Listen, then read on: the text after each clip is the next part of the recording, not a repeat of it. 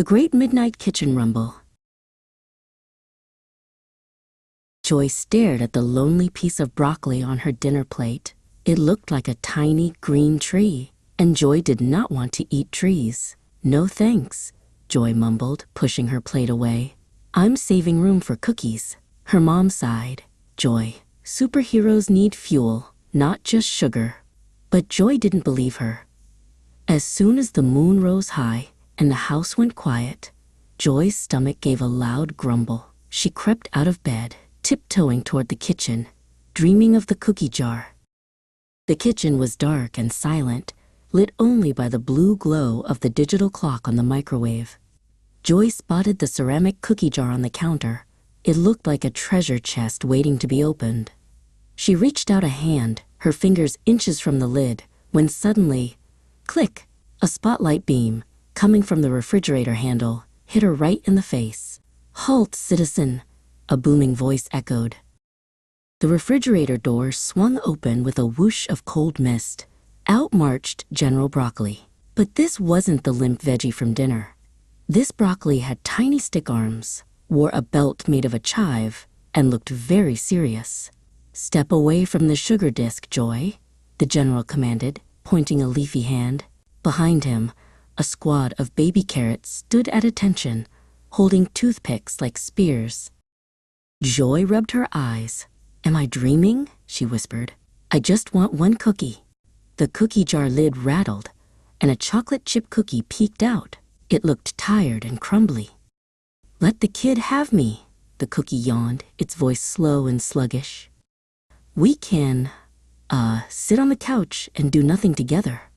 The cookie slumped over, looking exhausted. "See," said General Broccoli. "Sugar makes you crash. We make you zoom." One of the carrots hopped forward, performed a perfect somersault, and landed on the counter.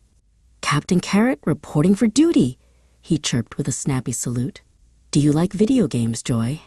Joy nodded, wide-eyed. "Well, you need sharp eyes to spot the bad guys. I'm packed with vitamin A. I'm basically night vision goggles in a crunchy orange wrapper." Crunch! The carrot took a bite of himself, which was weird but impressive. Suddenly, the freezer drawer popped open. Poof! A cloud of frost rolled out, and a team of blueberries and strawberries skated onto the counter like professional ice dancers. They were shivering but smiling.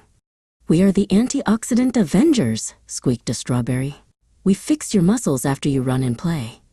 We are the essential builders that make you grow tall and strong.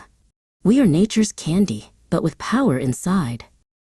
A yellow banana slid down from the fruit bowl, peeling back his skin like a jacket. He wore thick glasses made of wire. "Actually," the banana said, pushing his glasses up, "it is a matter of potassium. You want to be smart at school? You want to solve puzzles? Your brain needs the right fuel. That cookie? That's just brain fog waiting to happen.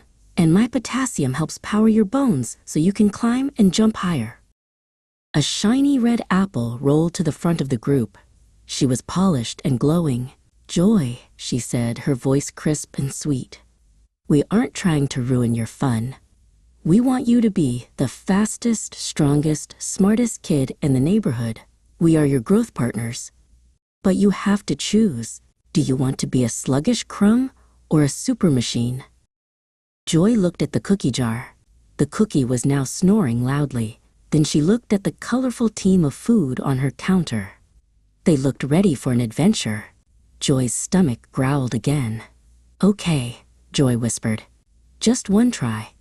She picked up a slice of apple the red apple offered. She took a hesitant bite. Crunch. It wasn't mushy. It wasn't boring. It was sweet, cold, and zesty. Immediately, Joy felt a little bit wider awake. "It tastes like electric juice."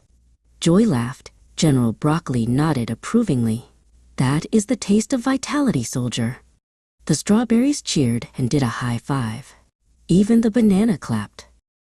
"Listen," whispered General Broccoli, leaning in close. "You can still have a cookie sometimes.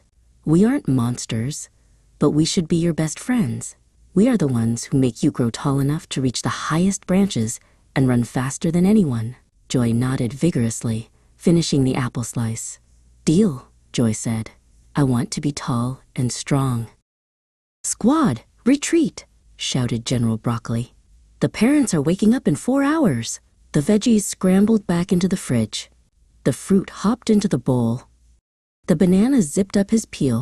In seconds, the kitchen was quiet and still again.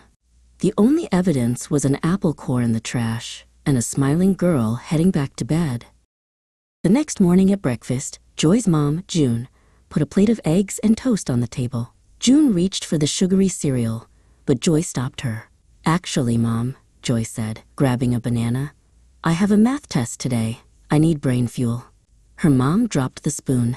Her jaw hit the floor. As Joy bit into her banana, she looked over at the fruit bowl. The red apple was sitting at the top of the pile. She couldn't be sure, but just for a second, she saw the light catch the apple's skin in a way that looked exactly like a wink. Joy grinned and flexed her arm muscle. She was ready for a super day. The end.